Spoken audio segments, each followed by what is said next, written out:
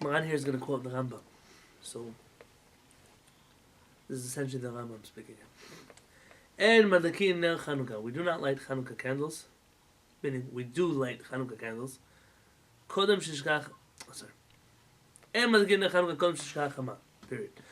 We don't light Chanukah candles before the sun sets. Elaim sof shkiyata. Rather, we light it as it finishes setting. Lo machrim, we do not delay. V'lo makdimim, we do not do it earlier. The picture you posted today, the one outside, the sky looked a bit light. Yes, still. my wife lit it in the middle of the day. Hi. Oh, Thank you. But you can light after that, right? As long as after sunset. No.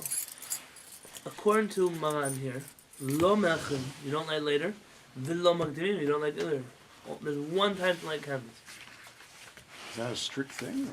Yes. This is the Rambam's opinion.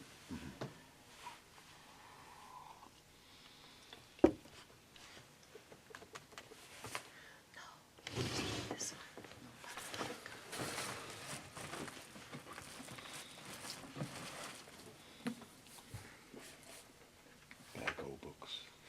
Yeah, well, sometimes I can't. His back-o books.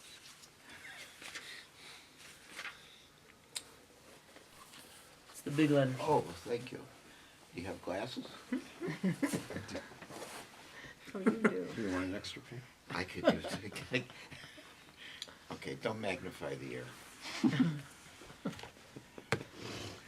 The Yemenite community who follows the Rambam strictly follows this to a T. They light exactly at Tzedek Kochavim. This is when the 3 stars come out. It's the end of sunset. This is when they light. Not earlier, not later, not a minute later, not a minute earlier. They don't play games. This is when they light. On Shabbat, there was a minhag in some cities in Yemen that because the men were at the Bet Knesset during this time, praying Mincha and Arvit, they weren't home to light them, right. and they didn't want the time to pass. So what they would do is they would send home one of their children who would go home and light at the house, and they would come later when they got a chance to see the candles.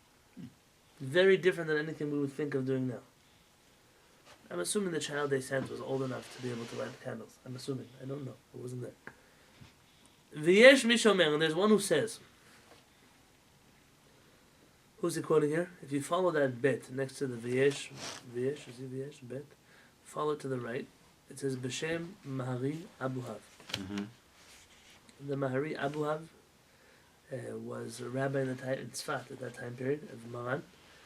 You may have been to a synagogue before, if you've been to Tzfat and seen the synagogues there. V'yesh mishomer, there's one who says, She'im hu tarud, if he is busy,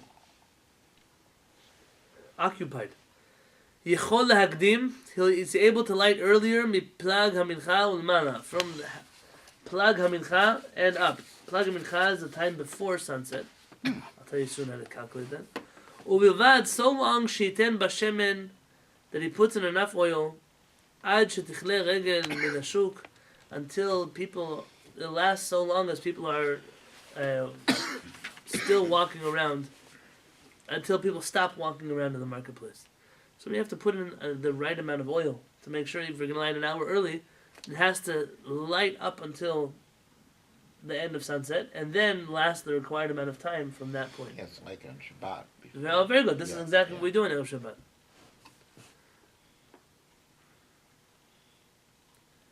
Bet. Maran says bet. Shachach, if a person forgot. Or hezid, or intentionally he wanted to transgress. V'lo hidlik im shkiat ha'chamal, he did not light at the end of sunset. Madlik v'holech ad shetichle regel min hashuk, he's able to light anytime as long as people are still walking around in the market. Shuk mochati shah, which is about half an hour after sunset. Shaz ha'am ovrim v'shavim v'ika pirsumei niza, because people are still walking around in the streets and there still is a advertisement of the miracle. Hilkach tzarich liten bashemen kazeh you have to put in enough oil that it should be able to light for the entire duration, and this is where you get that idea of half an hour from this Shulchan Aruch right here. Ve'im natan bayoter. What happens if you put in more oil than you need? It's going to last longer than half an hour, like the candles over here. that are lit now, they're going to last longer than half an hour. Yechol lechabota, you're allowed to put them out after half an hour. Lachar shavar zeh hazman, so long as this time has passed. V'chen, and also, listen to this and don't fall out of your chairs.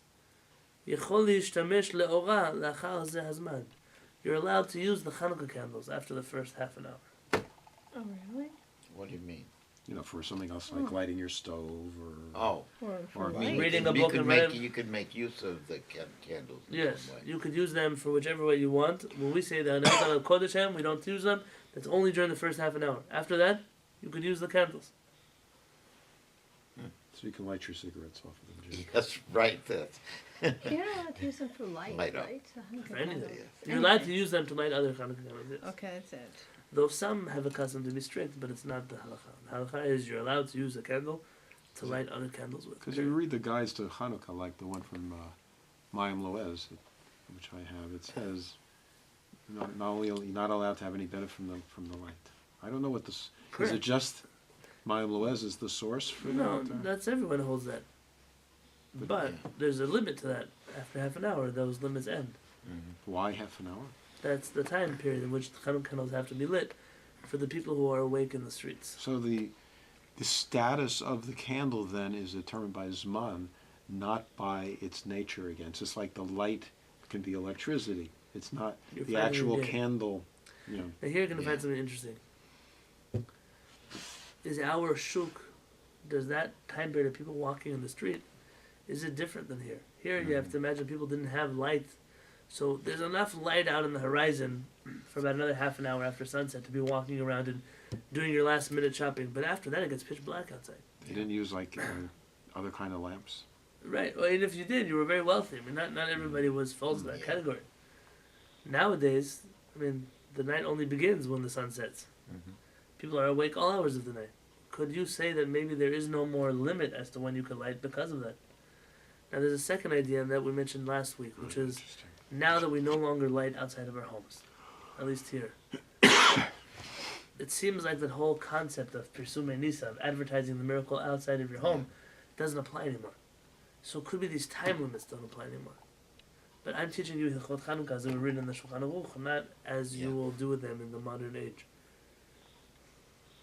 You know, it's interesting that tonight I lit the candles on the table and looked at them. And when they were in the window, they're out of the way, and they're there for other people to see, but you don't Not really for you. see them. Yeah, I Correct. don't see them that Correct. much. That's true. So it was Which more is why meaning- many it people was want more- it to be in a place where you could see it It in was your more house. meaningful. I'm very glad you shared that. That's the truth. In your house, you have one that's in one of the bedrooms. Yeah, I remember that. Led us through your maze of bedrooms.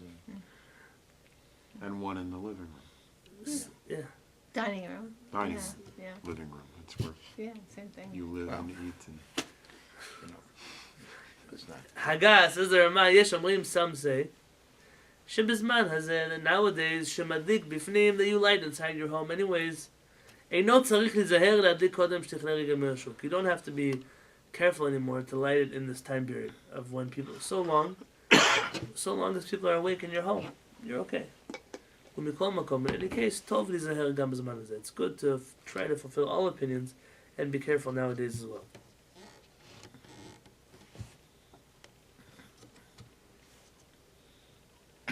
Says Maranu Mihu, but this is the but. Hani mile lechatchila, this is only an ideal level, an ideal fashion. Avalim aval, but if 282, aval ze'azman v'lo hidlik. But if this time has passed and he still didn't light, madlik v'holech kol halayla. He goes and he lights the whole night. He has time to light. V'im aval kol halayla v'lo hidlik. But if the whole night passes and he did not still light Hanukkah candles, en lo tashkavim, he does not fulfill his obligation, and there's no way to make up a lost Hanukkah candle. I mean, you can't light two the next day. Once the night passes, it's over. really, so you can't continue to light for the succeeding nights? Oh, that's the question. This is like Sfirat Homer. Right. Says the Ramah, Haggah, note. Uvalelot ha'achirot, even if you miss the night, on the other nights, yadlik kmo sha'ar b'nei adam, you light like everybody else.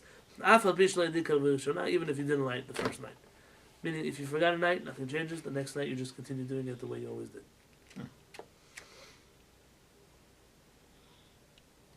It seems on one hand that some of these halachot are trying to prevent someone from forgetting to light by giving a sense of zman, a time to do it. But on the other hand, unlike many other halachot, let's say like with Yom Kippur or other time-based mitzvot, there isn't really a hard and fast foundation for it. There's a lot more flexibility because it based on something that's not as stringent. Correct. You don't find out at all, but if you miss the time, you can do it anyways. This is an interesting halakha to read.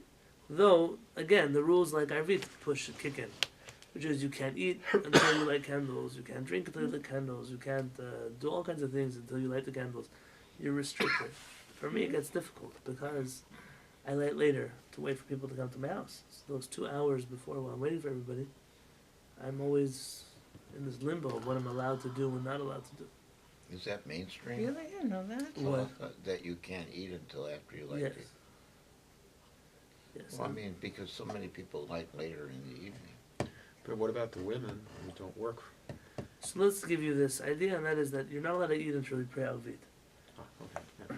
So what happens if you pray, like you can't eat until you pray Shachet, it's the same halachot. But don't some people come back late at night on traveling? And So what happens if I know that I always pray consistently at a 10 o'clock p.m. minyan? That's when I pray. That's every night. Some say because you have a set time to pray Arvit, it's not like you're going to... The reason you don't eat is so you don't forget to pray. It's going to remind you that, oh, why am I hungry? Oh, because I didn't pray yet, so pray. You don't need this reminder because you pray at a set time later. Some would say the same thing probably about Hanukkah candles. You know that you're going to light at a set time. You're inviting guests over at 7:30 for a Hanukkah party. That's when you're going to light with everybody? Okay, so then that's your time of lighting.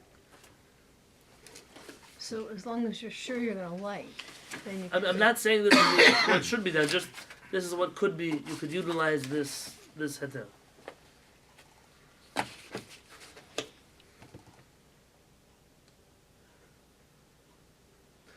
The Sephardic custom is to light at Tzedek Chavim.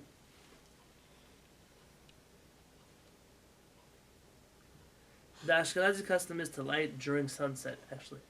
Not to wait till it gets dark at the end of sunset and then light, but to light during sunset, in that time where the sun is setting. That's strange, because no one I know says that. Not everybody, it's some.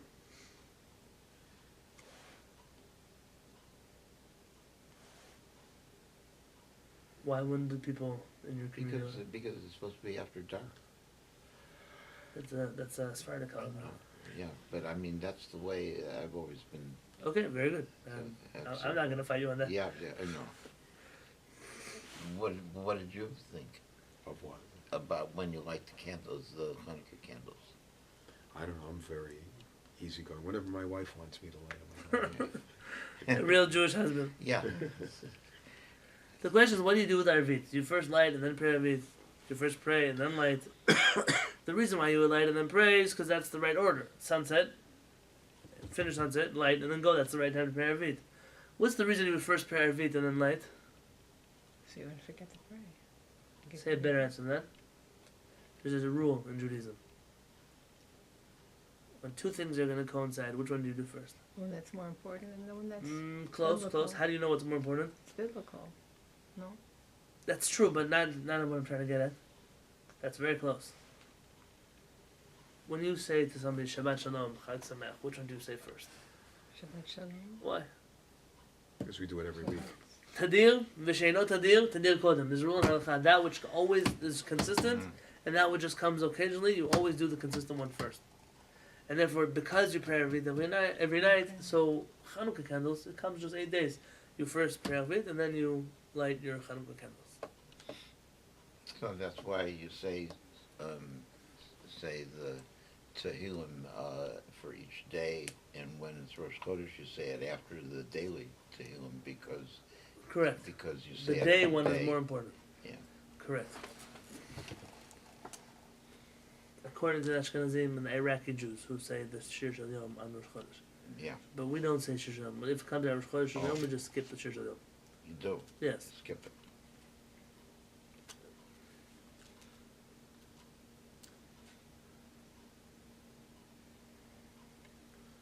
So this whole person who's busy is preoccupied. So he has time. Clearly he has leeway. And that leeway is half an hour Rabbi is giving him. I guess he can't be too busy if he can still make it home in that half an hour. That's what we're talking about. Time for Plag HaMincha. We say this Plag HaMincha time is an hour and a quarter before nightfall. Not a 60-minute hour, but a halachic hour. So for example, if you were to go today, what is a Plag HaMincha today?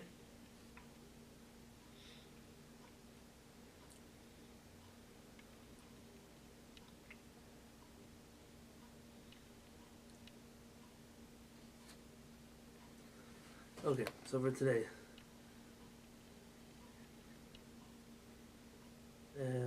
I'm assuming these are accurate. I'm not sure. I'll give you an example. So sunset was 4:49, Later. and Tzedek Chavim nightfall is 5:22. Nightfall is when the stars, 3 stars are out. That's when Sfaradim will light at 5:22. That's funny. Ashkenazim will light anytime after 4:49. They're on Shabbat. That's right. Plag HaMincha is at 3:46. So if you know you won't be home in that time period, according to this opinion, you would light any time after 3:46, so long as those candles will burn for half an hour after 5:22. You have to get a torch. Oh. Today, in today's calendar, Shaar Zmanit, an hour is 50 minutes. 50 normal minutes make up one halachic hour today. Well, what if you don't stay home for Shabbat? You go somewhere, then you have to be. You light where you sleep. You light where you sleep, Hanukkah candles of course. just before you light. You Shabbat must candles. light Hanukkah candles wherever you sleep. If you're invited to someone's Hanukkah party, you're not sleeping there, you cannot light candles there. It's the Okay. American Jewish custom. Bring your own menorah. It's a So it's a reason to go to sleep there. Yeah. We light the Very good. candles. But what if they provide you with like they throw a party and there's like 20 menorahs? so ask for a bed. Oh, if it's even if it's their menorah, it's not bring your own menorah. I'm Yeah, talking yeah, about. no, I mean, you only BYOB. fulfill your obligation where you're sleeping that night. Bring your own bed is more like it. BYOB. Yeah, BYOB.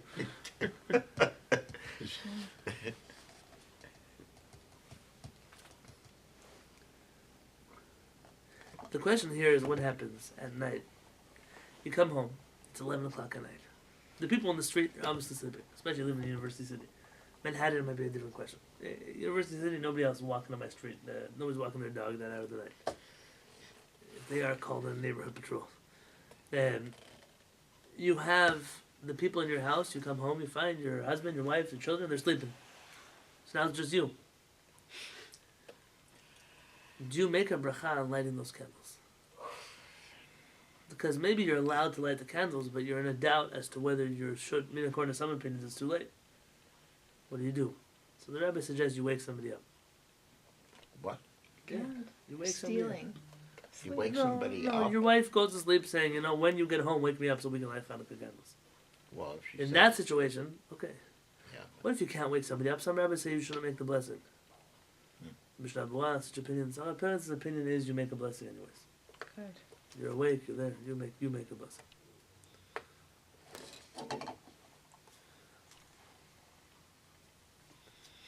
I mentioned to you, by the way, this whole thing of if you have too much oil in there. The amount of oil that I have lasts me from tonight until tomorrow night when I have to light candles. Today I put out my candles a few minutes before sunset so I can light again my candles tonight. Really? You mean they're on all day? They're lighting all day? Sure. So what I've been doing in recent years, ever since I've become more fire aware, I put it out when we go to sleep. I put out the candles. Like midnight tonight, I'll put out the candle. Yeah. 1 o'clock. Whenever I go to bed, I'll put out the candle. Then I'll light them again in the morning. Now this custom you should know in Yerushalayim, Sfaradim and Ashkenazim, many Yeah, of them. they do that in shul. They do Oh, that. so in shul, Yeah, yes. Why do they do that in shul? Yeah. I mean, at nighttime they already lit a shul tonight, right? Why do they Yeah. light again tomorrow? Well, There's an opinion of the Rambam that you I light the didn't know menorah that. again in the morning, that's interesting. and so many people try to do that in their home as well. You know, I'm not don't get extra stringencies from me now. Not you know me. I'm not pushing extra stringencies. Yeah. But being that I anyways have that much oil, you saw that these cups in my house. I already filled them 3/4 away with oil. The first year I filled up the whole glass with oil. I didn't realize that's the miracle of Hanukkah. That oil will last for 8 days. It's incredible to know. You're not talking about that much oil, by the way. It's oil lasts and lasts and lasts and lasts. I'm talking here about just you can put it out, light it again in the morning. You obviously don't make brachot in the morning. They don't make brachot in the synagogue in the morning, right? And then Just light it. they just light it, and this is okay. This is something you could do.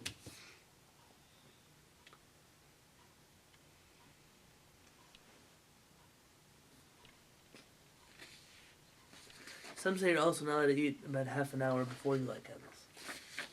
Like you're not allowed to eat half an hour before the time to pray shacharit.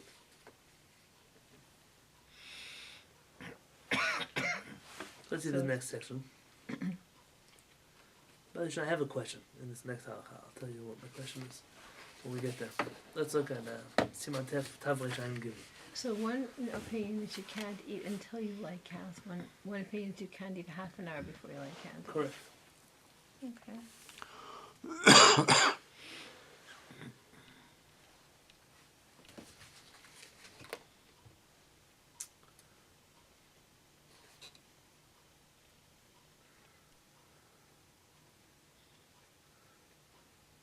Who wrote the Ish Matzliach? Rabbi Mazuz, Rabbi from Tunisia. Not really. It's based on his writings. His students wrote it. And Shaar Tzion? That's the Chavetz Chaim. The Mishnah Berurah, the Biur Halacha, and the Shaar Tzion were all written by the Chavetz Chaim together. Oh, all together. The Mishnah Berurah is his halachot. The Biur Halacha is where he goes on the tangents in depth. And the Shaar Tzion are the sources that he gives.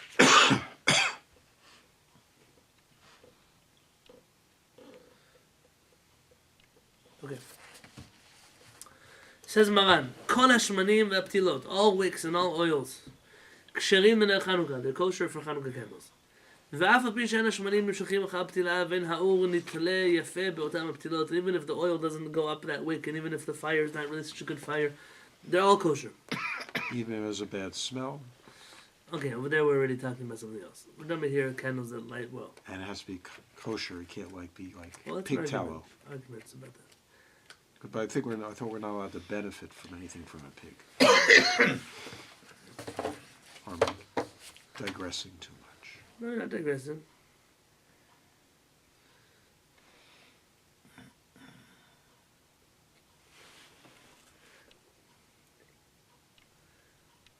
Lard Chanukias. So fat and things mixed with meat and milk, those things are obviously not allowed. I did see one of the sources here about a pig's.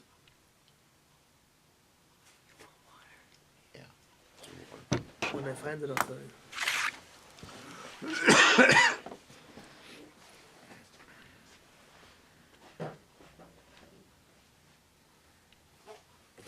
It was here.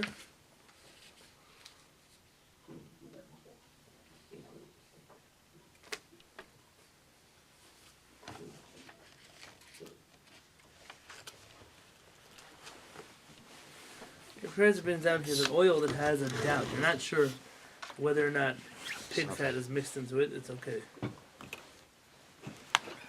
Can you use beeswax candle? I've seen people use that. Can you light with motor oil or gun oil? It's not dirty. You're allowed to. Motor oil? It's resourceful. Oil has been used for cook latkes. It's not clean. We have to look here. What's the logic about these oils? That'd be like Says the appropriate. Ramah, Mihu bad shemen zayit mitzvah min muvchar. The best way to light candles is with olive oil. Vim en shemen zayit matsui, and if olive oil is not commonly found, mitzvah b'shmanim shoran zach v'naki. You should use any oil that has clear, pure light. V'noagim b'dinot elu, in our customs in our countries. Which countries is he talking about? North Wherever you get that from. Ramah. Ma? Oh, he's in Ashkenaz. in, Yeah. Europe. Lehadlik b'nerot shel sha'ava, to use wax candles. Ki oran tzalul k'mo shemesh, because their light is just as good as the oil light. Says Maran, v'afilu b'leil Shabbat, and even on Friday night, shebetoch yemei Chanukah, during Chanukah, mutar lehadlik b'ner Chanukah, hashmanim v'haptilot she'asur lehadlik b'hem ner Shabbat. You're allowed to use the oils that are forbidden for Shabbat candle use. You're allowed to use those oils for Chanukah candles. Shabbat, you can only use olive oil. Here we're talking about if you don't have olive oil. But For you said- Shabbat, we have a whole Mishnah. But remember the kid? Yeah, Remember the right. kid? You say Like with this oil, you don't know. With that I oil, can't do it. any oil that's okay for Chanukah but not okay for Shabbat, you're allowed to do that even on the Shabbat of Chanukah. Haggah says, "Lama imeino noten baner רק כדי שיעור מצוותו." לפי שאסור להשתמש בנר חנוכה בין שבת ובחול. The reason you can't use many of those oils is because they might lead you to transgress Shabbat. They're bad lights. They're bad flames, and therefore you might mix the oil or lean it a little bit or adjust the wicks, Goes out. which are and- forbidden on Shabbat. So the Rama adds, so this would only be true if you put enough oil for your Chanukiah to last half an hour. That's interesting. But if it's going to last more than half an hour and you're going to end up using it for your light, then you go back at the problem where you're not allowed to use those oils. But he's making an exception to Maran. Understand? And of course, if you light Friday evening, before you light Shabbat candles, Yeah. doesn't it take on the status of a forbidden, to adjust it, this, that? You have to use an oil that will not cause problems. That's what he's trying to say. Yes, if you're going to make it last only the required amount of time. But if not, then it's a problem. And even just to count coins or to look at them, money, you just have to check your wallet if you have money in there. This is forbidden. Meaning you're not allowed to use them for anything. Afilu tashmish el kedusha, even using them for holy purposes. Kigon lilmod laora, to study Torah in the light of the candles, asur, it's forbidden. V'yesh misha matir, some say that it's permitted, betashmish shel mitzvah, kedusha. But if you're using it for a holy purpose, then you are allowed to use the Hanukkah candles to read a holy book with. There's two opinions here. V'nohagim lehadlik ner nosaf, and one the custom is to add an extra light, a shamash, k'dei she'im yishtamesh le'ora, because if you'll come to use the light of the candles, yeh le'or nosaf shuto shudak chiron, that you're using that candle that was lit last, which is the shamash. V'yanichenu merachok tzat b'shar mitzvah, and you should light it a little bit separately from the other candles.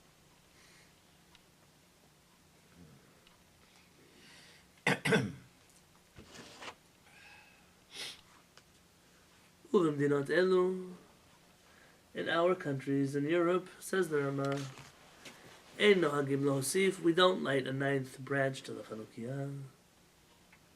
I'm just left for Jews to read Shulchan Aruch a little bit to realize half the things we do we made up.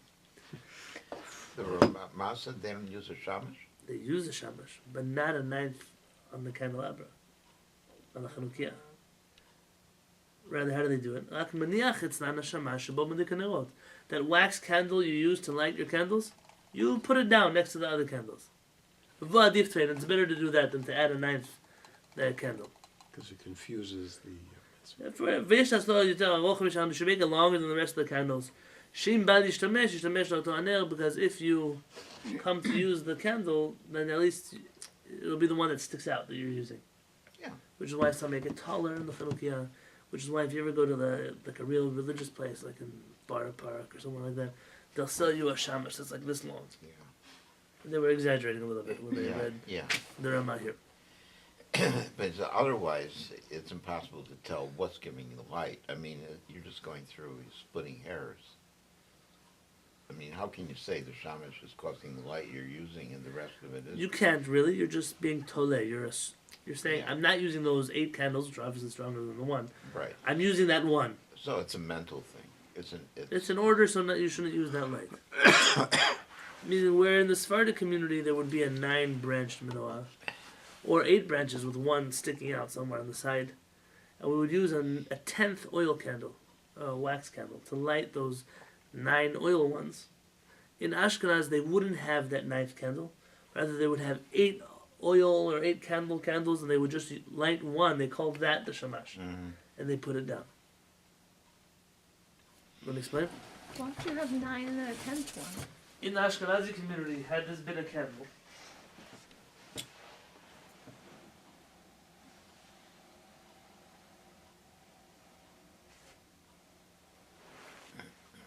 in the Ashkenazi community, this would be the shamash. This one wouldn't exist. I would light 3. I would warm the bottom or something, and I would stick it here. This would be the shamash. I even saw some Ashkenazim that they actually follow these words literally. They'll put it here. Really? Yeah, or here. I saw some Chabad Hasidim are careful about this. They have a special shamash candle holder that sits on a shelf higher. And the Sfaradim, we say, listen, this candle is a nothing. This candle is just for practical purposes. This is not the shamash. We light 1, 2, 3. We say, oh, this one is the shamash. We blow this one out. We put it out now, however you want to put it out. Right. And that is the shamash. Yeah. It's a very small difference. It's just, there's no right or wrong here. Ramah just says he prefers his custom to that custom. And when do you not have a shamash altogether? Oh. We said we don't have a shamash when you have a room that already has light. So why do we light a shamash? Most people light shamash because of tradition. Yeah. I light a shamash because I can't handle all the people who ask me why I don't light a shamash. That's why I light a shamash. Someone already tonight came. Oh, why do you light a shamash if you use another candle? Yeah. I said, you know what? I don't even know what to do anymore. He said, the only reason I light the shamash is you shouldn't ask me questions. Now you're asking me questions. Why the shamash? It's a Jewish thing, you know. So now when I see It's you do always a something, question. I'll know it's because you don't want somebody to ask you a question. No, sometimes you have to be careful to leave things.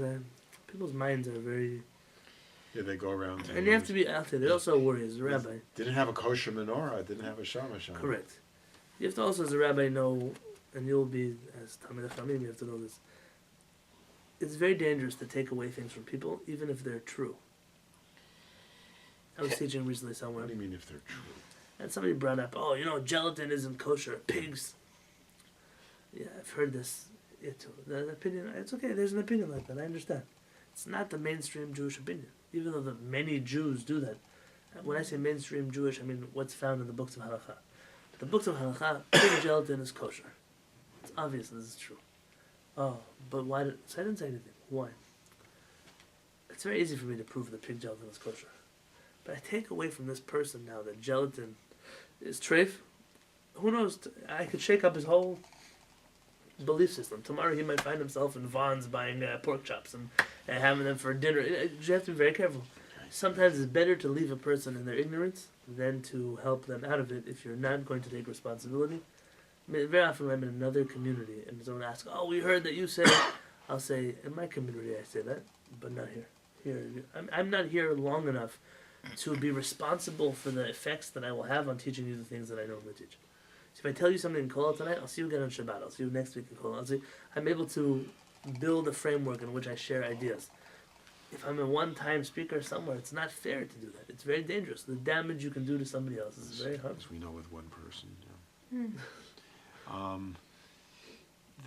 It's a double-edged sword because on one hand, we have this tendency to get too extreme and strict about certain things because of a lack of a broad slide rule of insight as to... This is true. I also feel sometimes we're like covering up truths by not sharing these things. I've become much more hesitant, and it's not a good thing, but much more hesitant to teach people I don't know. I have become very comfortable teaching people who have studied enough with me to understand the context in which I share things. Yeah. And very often I'll find myself saying something at the Shabbat table, and I'll see that guest like fidgeting in their chair, like, is the food kosher? that kind of thing. And I'm aware it's my fault. That person is not built for this experience yet, or I shouldn't share with them all of that experience if they're not. Yeah. And I've been hesitant, but it's not a good thing. In the past, I would teach myself, be myself in places that were not myself kind of places, and it just caused a lot of problems. You can't expect for people who are not willing to see the bigger picture to. Someone called me up recently, 6 months ago. Hi, Rabbi, I have a question to ask you. Oh, I haven't seen you in a year and a half. Oh, yeah, but I'm calling you because you're always lenient. Oh. But I don't find that an insult. I mean, halavai that I could always find a way in halakha to be lenient. I just Can't always. David HaMelech did. And what I said to them was, that's not true. And they asked me a question. I said, for example, the question you're asking me, I hold it's prohibited. Oh, but the other rabbi said that it was okay. I said, you should have called that rabbi. I'm not. Why is he shopping around for another? Because there are such people in every place. thing. But you should know that in general, this is the same. The same of Peretz will be lenient about a number of things. If you know his stringencies, you would not be able to live up to some of those stringencies. The same. It's funny. There's a tshuva, a leniency that many people rely on, found in the writings of Rav Yechiel Yaakov Weinberg, one of the most brilliant minds of the German Jewish community in the last 100 years. I can every time I read his words, it's a very special experience. Rav Weinberg held that boys and girls were allowed to sing together in a mixed crowd, and it wasn't considered kol isha. He had a number of reasons for this. They had to be Jewish songs. They had to be, it couldn't be some pop song. It had to be a Jewish song and a man and woman mixed together. In the same book, Rav Weinberg holds that boys and girls are not allowed to go to camp together. There cannot be a co-ed camp. Which then brings you to the questions on which situation would boys and girls be singing together in the first place. He was referring to Shabbat table. The same people who use his tshuva to allow co-ed singing in a co-ed camp are neglecting his tshuva, which balances that out, which holds you cannot have a co-ed camp. Yeah. You see, there might be another rabbi who'll tell you, I'm not telling you yes, there may be another rabbi who would say, you can have a co-ed camp with these restrictions, one of them being you can't sing together. Yeah. You can't choose one person's all their leniencies and ignore. Right. The same Yemenites who heat up water on Shabbat that was boiled before Shabbat, because that's already cooked water.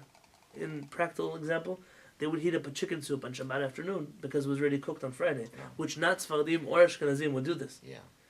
Those same Yemenites have to be careful that when there's an Eruv put up with string, and the Rambam says you can only have an Eruv that's built out of a brick wall, so then they have to be honest, just like I heat up my soup on Shabbat afternoon, I can't carry the whole Shabbat because I'm following the Rambam. I'm taking both his leniencies and his stringencies. In general, that's the way a healthy halachic system works.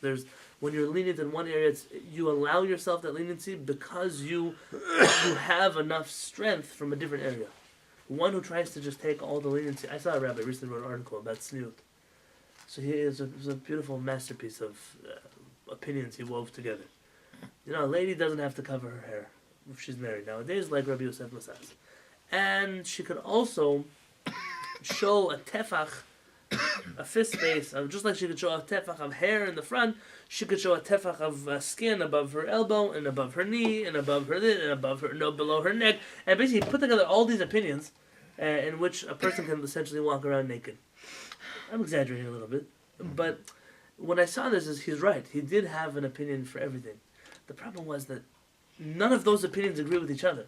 They were not built for. I have the same problem you should know with Jews. Remember, in Poland we did this stringency, and in Hungary we did that stringency, and together you have this jury that strung together all the stringencies of everybody, and now we don't do anything. The Jews in Hungary who had this stringency were not Polish, so they were lenient in that area that you're also trying.